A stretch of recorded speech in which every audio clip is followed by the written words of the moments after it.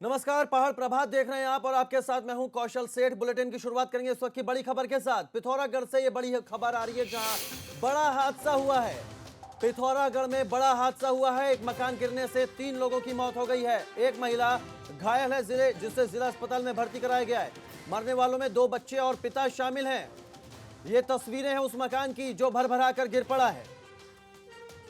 चैसर गांव में यह मकान भर भरा कर गिर पड़ा है और इस हादसे में 2 बच्चों समेत उनके पिता की मौत हो गई है, जबकि जो मां है, जो महिला है, वो गंभीर रूप से घायल है। उसे जिला अस्पताल में भर्ती कराया गया है। एक्सक्लूसिव तस्वीरें हम आपको दिखा रहे हैं पिथौरागढ़ से। चैसर गांव में सुबह 4 बजे यह हादसा हुआ है, जब यह मकान भर भरा कर गिर पड़ा और इस हादसे में 2 बच्चों समेत उनके पिता की मौत हो गई है। चैसर गांव में सुबह 4 बजे यह हादसा हुआ है। इस हादसे में 2 बच्चों समेत उनके पिता की मौत हो गई है, जबकि मां गंभीर रूप से घायल है। मां को जिला अस्पताल में इलाज के लिए भर्ती कराया गया है।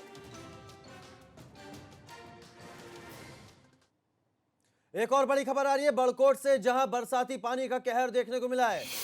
रखंडी खड्ड का रौद्र रूप देखने को मिला है। चपटाडी और बंचाड़ गांव में खड्ड में सैलाब आ गया है और इसकी वजह से बड़ियाड नदी में भी सैलाब आ गया है। तस्वीरें देखिए एक्सक्लूसिव बड़कोट से। इस खड्ड में यह सैलाब आया, इसकी वजह से ग्रामीणों में दहशत का माहौल है। नितिन हमारे संवाददाता ज्यादा जानकारी के साथ जुड़ गए। नितिन, किस तरह से ये 2 गांव के जो लोग हैं वो खौफ में हैं और ये जो सैलाब की तस्वीरें हैं बेहद डराने वाली हैं। देखिए, जिस तरीके से पिछले 2 दिनों से लगातार जो बारिश है वो मूसलाधार बारिश के रूप में हो रही है। खासकर हम यमुना घाटी के अगर ऊंचाई क्षेत्रों की अगर बात करें, और जो ये तस्वीरें जो सामने आई है तहसील बड़कोट के चपटाड़ी और बंचाण गांव के बीच में एक रनखंडी इसमें एक खड़ है जहां से ये तस्वीरें सामने आई है। हालांकि ग्रामीण इस जो तस्वीर को है वो बादल फटने की घटना बता रहे हैं, लेकिन अभी फिलहाल जो प्रशासन ने ये पुष्टि नहीं किया है कि ये बादल फटने की घटना है, क्योंकि हम तस्वीरों में साफ देख सकते हैं कि जिस तरीके से ये खड्ड अपने रौद्र रूप में है, बड़े बड़े बोल्डर इसके बहाव में बह रहे हैं। तो अगर इसको नितिन, सैलाब तो बहुत ही तेज है, ऐसे में ग्रामीणों को बचाने के लिए क्या प्रशासन ने कोई कमर कसी है, कोई इंतजाम किए हैं? देखिए, जिस तरीके से पहले ये मौसम विभाग ने एक अलर्ट जारी किया था, उसके बाद से ही जो राजस्व टीम है, यानी कि जो स्थानीय प्रशासन है, उन्होंने एक राजस्व टीम गठित करके अलर्ट करने को गांवों में भेज दिया था। और अभी हम वर्तमान हालातों की अगर बात करें, क्योंकि ये जो बंचाण गांव और चट्टाड़ी वाला जो एरिया है काफी इसमें क्षति पहुंची है। जो किसान है, किसानों के खेत इसमें बह गए हैं। इसमें राजस्व टीम को भेजा गया है। हालांकि इसमें जान मान की कोई हानि नहीं है, लेकिन इतना हम जरूर कह सकते हैं कि जो आसमानी आफत जो है, इसमें किसानों के जो खेत है वो कई एकड़ भूमि बह चुकी है। बिल्कुल, बहुत शुक्रिया नितिन, आप नजर बनाए रखिएगा। तो आसमानी आफत का कहर लोगों पर पड़ रहा है। किसानों की जो फसल थी वो ये बहाव अपने साथ बहा ले गया। इस खड्ड में जो सैलाब आया वो हम आपको दिखा रहे हैं। ये तस्वीरें बेहद डराने वाली हैं। बड़ियाड नदी में भी रौद्र रूप में आ गई है वो नदी, उसमें भी उफान आ गया है। ग्रामीणों में दहशत का माहौल है और इस बहाव में ग्रामीणों की, जो किसानों की जो फसल थी वो भी बह गई। रंगखंडी ये खड्ड है जिसमें सैलाब आ गया। और भी खबरों का रुख करेंगे, लेकिन इस वक्त उससे एक बड़ी खबर आ रही है। उत्तराखंड में जल्द होगा मंत्रिमंडल विस्तार। बड़ी खबर आपको बता रहे हैं। गृह मंत्री अमित शाह के स्वस्थ होने का इंतजार किया जा रहा है। गृह मंत्री अमित शाह के स्वस्थ होने के बाद विस्तार संभव है। भाजपा प्रदेश अध्यक्ष बंशीधर भगत और सीएम त्रिवेंद्र रावत में बातचीत हुई है। गृह मंत्री के स्वस्थ होने का इंतजार, यह कहना है बंशीधर भगत का। तो जल्द उत्तराखंड में मंत्रिमंडल विस्तार होगा। गृह मंत्री अमित शाह के स्वस्थ होने के बाद विस्तार संभव है। मुख्यमंत्री त्रिवेंद्र सिंह रावत और भाजपा प्रदेश अध्यक्ष बंशीधर भगत में बातचीत हुई है और उसके बाद यह बयान सामने आया बंशीधर भगत का। उन्होंने कहा है कि गृह मंत्री अमित शाह के स्वस्थ होने के बाद विस्तार संभव है।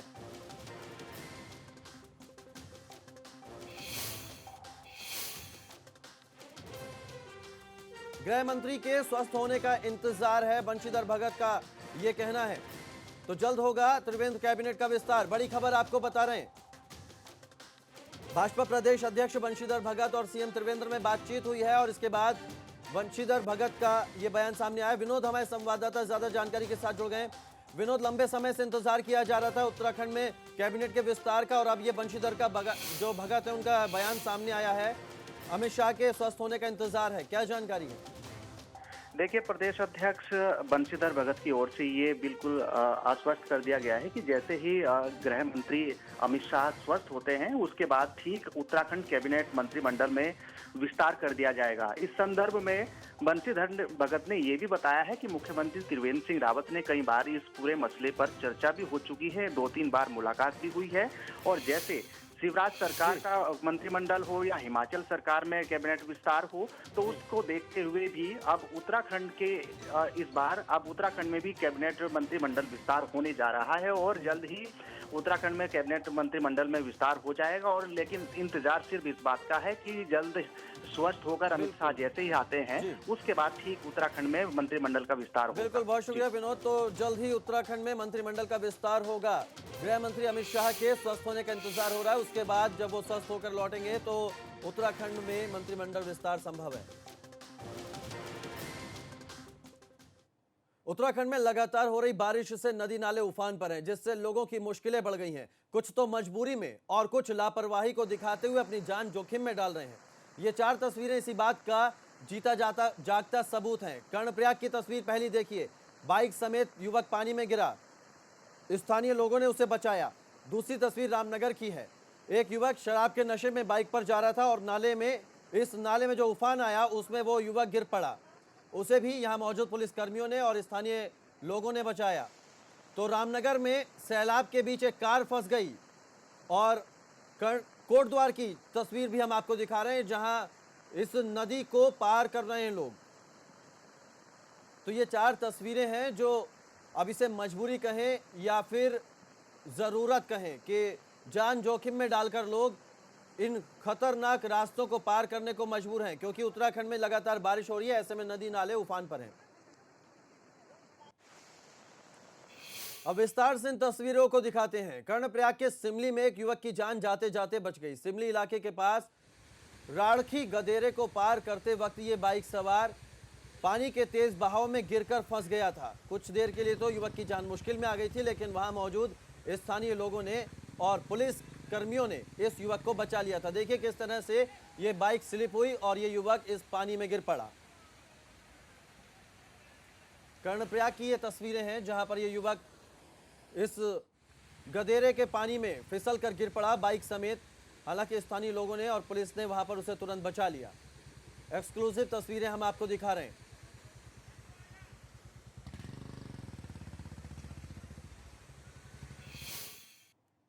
अब आपको रामनगर से डराने वाली तस्वीर दिखाते हैं, जहां बारिश के चलते नदी नाले उफान पर हैं और जिंदगी जो है वो खतरे में है।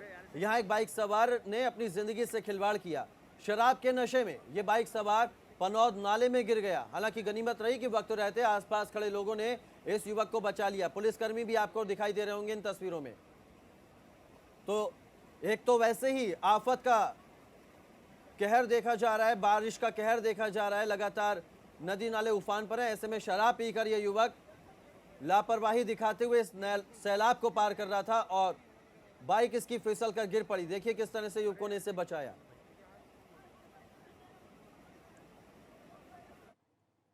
रामनगर के ही धनगढ़ी नाले में एक कार बह गई। बताया जा रहा है कि यहां अचानक मूसलाधार बारिश शुरू हुई और इस नाले में पानी आ गया, जिसकी वजह से दूसरी तरफ से आ रही कार तेज बहाव की चपेट में आ गई।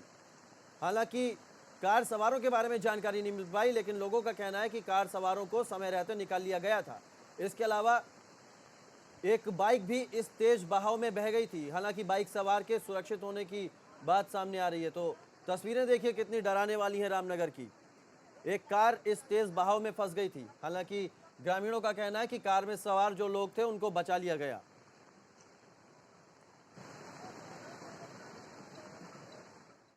पहाड़ों में लगातार हो रही बारिश के कारण कोटद्वार के आसपास की नदियां उफान पर हैं, जिसकी वजह से लोगों को अपनी जान जोखिम में डालकर नदियों को पार करना पड़ रहा है। यहां के स्थानीय लोगों में अव्यवस्था को लेकर प्रशासन के खिलाफ आक्रोश है। लोगों का आरोप है कि हर साल बारिश में यहां के हालात इसी तरह के हो जाते हैं। बावजूद इसके प्रशासन लोगों की सुरक्षा के लिए एक पुल का निर्माण तक नहीं करा सका है। लोगों ने सरकारों पर इलाके की उपेक्षा के आरोप लगाए हैं। स्थानीय लोगों के मुताबिक कई बार नदी को पार करते वक्त लोगों की जान जा चुकी है। तो 70 साल से यहाँ सड़क बनाई गई थी और लोगों को एक पुल का इंतजार है, क्योंकि हर साल बारिश होने पर इस सड़क पर ऐसे सैलाब बहता है और इस सैलाब को पार करना लोगों की मजबूरी है। 70 सालों में अब तक ये पुल नहीं बन सका है। एक तो आफत बनी बारिश और उस पर जगह जगह पहाड़ों पर हो रहा भूस्खलन लोगों की परेशानियों को बढ़ाने का काम कर रहा है। हम आपको 4 तस्वीरें दिखाते हैं कैसे कुदरत के कहर के आगे इंसान बेबस दिखाई दे रहा है। उत्तराखंड में पहाड़ ऐसे दरक रहे हैं जैसे पतझड़ में पेड़ से पत्ते गिरते हैं। NH94 की तस्वीर बड़कोट की, जहां पर भूस्खलन हुआ है, पहाड़ से बोल्डर गिरे हैं, NH94 बाधित हो गया है। तो दूसरी तस्वीर हम आपको दिखा रहे हैं बद्रीनाथ हाईवे जोशीमठ की, वहां भी बड़े बड़े बोल्डर सड़क पर आ गिरे हैं। और तीसरी तस्वीर जोशीमठ की ही है, जहां पर एक बोल्डर जेसीबी पर गिर पड़ा। हालांकि गनीमत यह रही कि इस जेसीबी का जो ड्राइवर है उसने कूदकर खुद की जान बचा ली। और चौथी तस्वीर हम आपको दिखा रहे हैं गंगोत्री हाईवे की, उत्तरकाशी से, जो अभी भी बंद है। कई घंटों से ये हाईवे ऐसे ही बंद पड़ा है क्योंकि इस सड़क पर बहुत ज्यादा मलबा आ रहा है। बड़कोट में यमुनोत्री हाईवे NH94 कुथनौर से स्याना चट्टी तक 3 जगह पर बंद हो गया है। 2 दिन से लगातार हो रही बारिश से हाईवे लगातार खुलने और बंद होने का सिलसिला जारी है। वहीं मूसलाधार बारिश से हाईवे के सिलाई बैंड के पास सड़क मार्ग 30 मीटर तक भूस्खलन होने से ध्वस्त हो गया है। बड़कोट में यमुनोत्री हाईवे NH94 की यह तस्वीर हम आपको दिखा रहे हैं। कितने बड़े बड़े पत्थर इस हाईवे पर आ गए हैं। जेसीबी इन पत्थरों को हटाने का काम कर रही है, लेकिन अभी इस काम में लंबा वक्त लगने वाला है। 30 मीटर तक सड़क ही गायब हो गई है।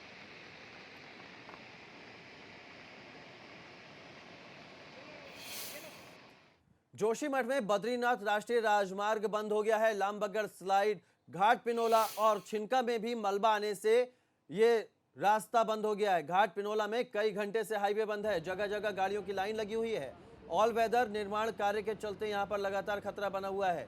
ये तस्वीरें उस वक्त की हैं जब एक बड़ा बोल्डर जेसीबी के ऊपर गिरा था। हालांकि जेसीबी के ड्राइवर ने सूझबूझ दिखाई और उससे बाहर निकल गया। तो बद्रीनाथ राष्ट्रीय राजमार्ग भी जोशीमठ में बंद पड़ा है।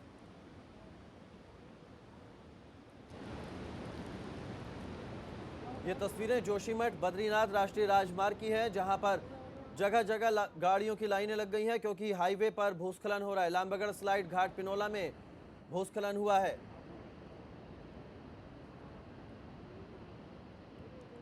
लगातार उत्तराखंड में भूस्खलन की तस्वीरें आम हो गई हैं।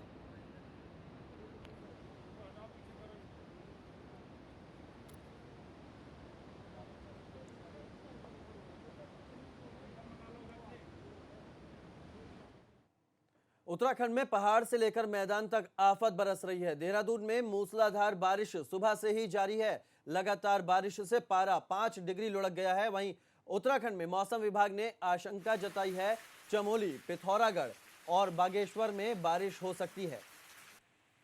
तो लगातार उत्तराखंड में बारिश हो रही है। आज सुबह भी देहरादून में लगातार मूसलाधार बारिश हुई है और मौसम विभाग ने आगे भी बारिश होने की चेतावनी जारी की है।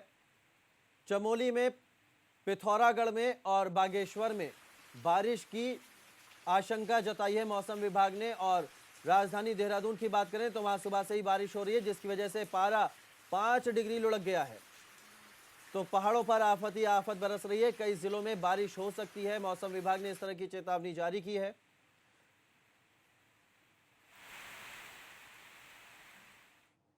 उत्तराखंड में लगातार बारिश हो रही है। मैदानी इलाकों से लेकर पहाड़ी इलाकों तक बारिश का कहर देखने को मिल रहा है। ज्यादातर इलाकों में बारिश और पहाड़ों से गिरने वाले मलबे ने लोगों की मुश्किलें बढ़ा दी हैं। 4 तस्वीरें हम आपको दिखा रहे हैं।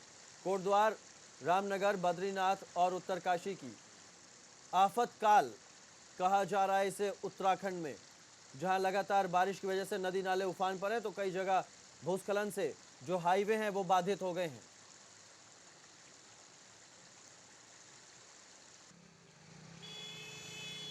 तो पहाड़ से लेकर मैदान तक बारिश ने लोगों की मुश्किलें बढ़ा दी हैं। तो हम आपको पहाड़ से लेकर मैदान तक आफत की हर तस्वीर दिखा रहे हैं, लेकिन इस बीच उपनल कर्मियों से जुड़ी बड़ी खबर भी आपको बता दें। उपनल कर्मियों पर मेहरबान हुई है त्रिवेंद्र सरकार। उपनल कर्मियों की सैलरी बढ़ सकती है। 20% वेतन बढ़ाने की तैयारी में है सरकार और इससे 25,000 उपनल कर्मियों को फायदा होगा। वेतन में बढ़ोतरी का जल्द आदेश आ सकता है। उपनल कर्मियों पर मेहरबान हुई है त्रिवेंद्र सरकार और 25,000 ऐसे उपनल कर्मी हैं जिनकी वेतन में 20% बढ़ोतरी हो सकती है। त्रिवेंद्र सरकार ने इसकी तैयारी कर ली है। 25,000 उपनल कर्मियों को फायदा होगा।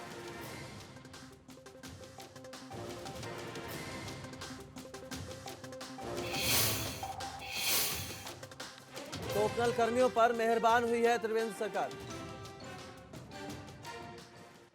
तो वाकई में उपनल कर्मियों के लिए खुशखबरी वाली बात है। उनका वेतन बढ़ने वाला है। सलाहकारों की नियुक्ति कर उन्हें भारी भरकम तनख्वाह भी दी जाएगी। तमाम सुविधाओं का खर्च प्रदेश सरकार उठाती है, लेकिन प्रदेश में एक नियम दो क्यों है? प्रदेश एक है तो नियम दो क्यों है? पेयजल निगम और परिवहन विभाग में कर्मचारी सैलरी के लिए तरस रहे हैं और दूसरी तरफ सरकार अतिरिक्त भार उठाकर भी भेदभाव क्यों कर रही है? सैलरी बढ़ाइए, खर्च उठाइए, सुविधाएं दीजिए, लेकिन एक वर्ग के साथ ये भेदभाव क्यों? इसी खबर पर ज्यादा जानकारी के साथ रवि कैंथुरा हमारे संवाददाता हमारे साथ जुड़ गए। रवि, इस भेदभाव की वजह क्या है? जी देखिए कौशल, एक चीज़ है कि जहां पर उपनल कर्मचारी जो हैं करीब 25,000 के करीब जो ये कर्मचारी हैं, इनको सीधा सीधा फायदा मिलेगा। अभी जियो जारी होगा और इनकी जो तनख्वाह है इसमें इजाफा होगा। ये अच्छी बात है, खुशखबरी है। लेकिन एक प्रदेश में दो नियम की जो आप बात कर रहे हैं, अगर मैं बात करूं पेयजल निगम और परिवहन निगम की, तो 4 महीने हो गए हैं इन निगमों में अभी भी किसी कर्मचारी को सैलरी नहीं मिली है और 4 महीने से ये लोग शासन के चक्कर काट रहे हैं, अपने आला अधिकारियों से बातचीत कर रहे हैं, लेकिन अभी तक इन लोगों की सैलरी नहीं मिली है। कोविड का दौर है और तमाम चीज़ें हैं और अब इनके सामने रोजी रोटी तक का संकट पैदा हो गया है। तो ऐसे में एक प्रदेश में जो 2 नियम लागू हो रहे हैं, इसमें खासा नाराजगी है पेयजल निगम और परिवहन निगम के कर्मचारियों में। उनका साफ तौर पर कहना है कि लगातार वो संपर्क बना रहे हैं कि उनकी जो तनख्वाह है जो रुकी हुई है उसको दिया जाए, लेकिन अभी तक जो है उस तनख्वाह पर सरकार के द्वारा कोई विचार नहीं किया गया है। वहीं दूसरी तरफ अगर उपनल कर्मियों की बात करें तो उनकी जो तनख्वाह है उसको बढ़ाने का जियो अभी जारी नहीं हुआ है, लेकिन पूरी कयास ये लगाए जा रहे हैं कि जल्द ही उनकी जो तनख्वाह है उसमें 20% का इजाफा हो सकता है। तो ऐसे में जो अन्य कर्मचारी हैं वो कर्मचारियों की जो परेशानी है उसको लेकर क्या सरकार में किसी से आपकी बात हो पाई है कि उनकी भी परेशानी सुनी जाए? जी देखिए, जहाँ तक ये 2 निगमों की हम बात कर रहे हैं, यहाँ पर जो तनख्वाह नहीं मिली है ये आज का मसला नहीं है। कई वर्षों से इस तरीके से उत्तराखंड में देखने को मिला है कि इन 2 निगमों में हमेशा ही तनख्वाह की दिक्कत रहती है और कई महीनों तक इनको वेतन नहीं मिलता है। इसको लेकर पहले बड़े-बड़े आंदोलन भी हुए हैं और ये कर्मचारी जो है लगातार सरकार के खिलाफ आंदोलनरत भी रहे हैं, लेकिन उसके बावजूद भी कोई इस पर इस तरीके से विकल्प नहीं निकाला गया कि इनकी तनख्वाह को जो है समय से दिया जा सके। वहीं दूसरी तरफ जब अन्य विभागों में जब तनख्वाह बढ़ती हैं तो उसको देखकर जो है रोष पैदा होना लाजमी है। इसके साथ मैं आपको बता दूं कि चाहे मुख्यमंत्री के कुनबे की बात हो, सलाहकारों की बात हो, उनकी नियुक्तियां लगातार हो रही हैं। भारी भरकम तनख्वाह तो उनकी होती है, साथ ही साथ ऐशो आराम के लिए भी सरकार एक बड़ा खर्चा जो है वहन करती है। तो इसको देखते हुए कर्मचारियों में और ज्यादा रोष है। तो इसको एक संतुलन जो है बनाने की आवश्यकता है, जो संतुलन फिलहाल उत्तराखंड में देखने को नहीं मिल रहा है। उपनल कर्मियों की तनख्वाह में बढ़ोतरी और परिवहन निगम जैसे निगमों में जो कर्मचारियों को सैलरी नहीं मिली है, तो सरकार की तरफ से क्या दलील दी जा रही है इसके पीछे? जी देखिए, यहाँ पर अगर बात करें तो पेयजल निगम में जो कर्मचारी हैं, पहले इस तरीके का यहाँ पर एक आदेश जारी हुआ था कि जो पेयजल निगम जो अपनी कमाई करेगा उसी के हिसाब से वहाँ के जो कर्मचारी हैं उनको वेतन दिया जाएगा। लेकिन 2016 में एक शासनादेश और पारित हुआ था जिसमें ये बात हुई थी कि अगर 20 से 30% अगर जो है घाटे में भी अगर निगम जाता है तो उसका जो वहन है वो जो खर्चा है वो सरकार वहन करेगी और जो वेतन है उसमें कोई दिक्कतें नहीं आएंगी। लेकिन शासनादेश जारी होने के बाद भी इस तरीके की दिक्कतें दूर नहीं हो सकी। जहाँ तक आप ये बात है कि इसमें गवर्नमेंट का क्या कहना है, तो सरकार का ये कहना है कि इस पर विचार किए जा रहे हैं। और मैं आपको बता दूं कि आज सचिवालय में एक महत्वपूर्ण बैठक भी होगी तमाम कर्मचारियों की, जिसमें वित्त और कार्मिक सचिव मौजूद रहेंगे और उस विभाग के जो है अधिकारी मौजूद रहेंगे, प्रबंध निदेशक मौजूद रहेंगे, जिसमें आज इन बातों को फिर से रखा जाएगा कि इन 2 निगमों में जो हमेशा ही परेशानियां जो है कर्मचारियों को होती हैं वो परेशानियां आगे से ना हो और इसके लिए एक ठोस विकल्प बनाया जाए और इसका जो प्लान है उसको ढंग से तैयार किया जाए, क्योंकि शासनादेश जारी होने के बाद भी आज ये कर्मचारी जो है वेतन के लिए भटक रहे हैं। वेतन के लिए भटक रहे हैं। रवि, आपका बहुत शुक्रिया। हमारे साथ जुड़ने के लिए। तो एक तो वैसे ही उत्तराखंड में पलायन की समस्या है, ऐसे में अगर परिवहन निगम के कर्मचारी और पेयजल निगम के कर्मचारी वेतन के लिए तरस रहे हैं तो इसके पीछे आखिर वजह क्या है? एक छोटे से ब्रेक के लिए रुक रहे हैं और ब्रेक के बाद नजर डालेंगे उत्तराखंड में कोरोना के हालात पर।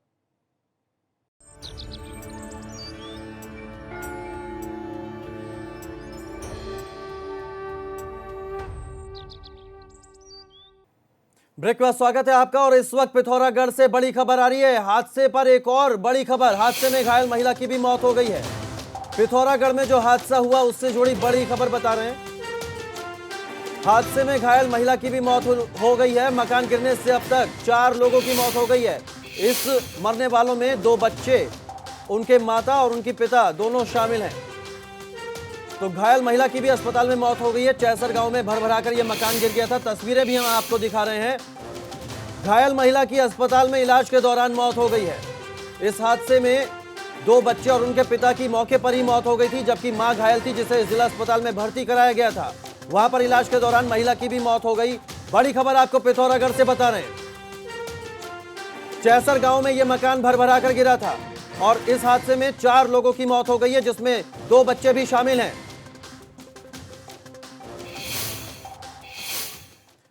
एक और बड़ी खबर आ रही है। उत्तराखंड में अभी भी मनमानी करने में लगे हैं अधिकारी। नए मुख्य सचिव के तबादले करने पर नाराजगी है। आईएएस आनंद वर्धन ने नई पोस्टिंग का चार्ज नहीं लिया है।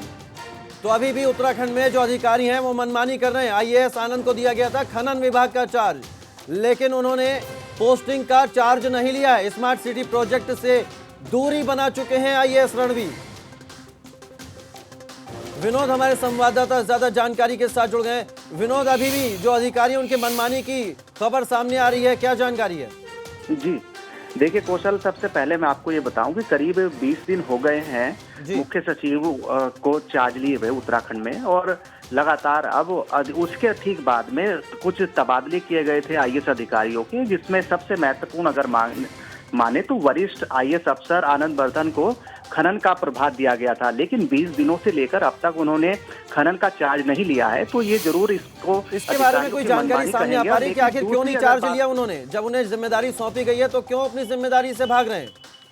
देखिए, उन्होंने खनन विभाग को लेकर अपनी नाराजगी जाहिर की है कि मैं इस खनन डिपार्टमेंट को मुझसे हटा लिया जाए। और दूसरी अगर बात करें कौशल, ये भी महत्वपूर्ण बात है कि लगातार स्मार्ट सिटी प्रोजेक्ट जो महत्वपूर्ण प्रोजेक्ट है उसको लेने से, उस पर काम करने से थोड़े से खफा बहुत शुक्रिया, आप नजर बनाए रखिएगा। फिलहाल जानकारी के लिए बहुत शुक्रिया आपका। देहरादून में पुलिस की सुरक्षा को लेकर डीआईजी ने एक आदेश जारी किया है। कोरोना के बढ़ते संक्रमण को देखते हुए 55 साल से ज्यादा उम्र के पुलिसकर्मियों को ड्यूटी पर नियुक्त नहीं किया जाएगा जब तक बेहद जरूरी ना हो। साथ ही अगर कोई पुलिसकर्मी किसी संक्रमित व्यक्ति के संपर्क में आता है तो उसे तुरंत क्वारंटीन किया जाएगा और उसका तुरंत ही कोरोना टेस्ट किया जाएगा।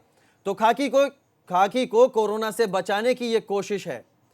55 साल से ज्यादा उम्र के जो पुलिसकर्मी हैं उनको ड्यूटी पर तैनात नहीं किया जाएगा। और इस वक्त देश में कोरोना से जुड़ी बड़ी खबर आ रही है। देश में फिर बढ़ा है कोरोना का आंकड़ा। एक दिन में करीब 69,000 नए केस सामने आए हैं। बड़ी खबर आपको बता रहे हैं, कोरोना का आंकड़ा लगातार देश में बढ़ता जा रहा है। एक दिन में 69,000 नए केस सामने आए हैं। अब तक 29,05,823 लोग कोरोना संक्रमित हो गए हैं। और एक्टिव केस की अगर बात करें तो 6,92,028 एक्टिव केस हैं, जबकि संक्रमण से 54,849 लोगों की मौत हो गई है।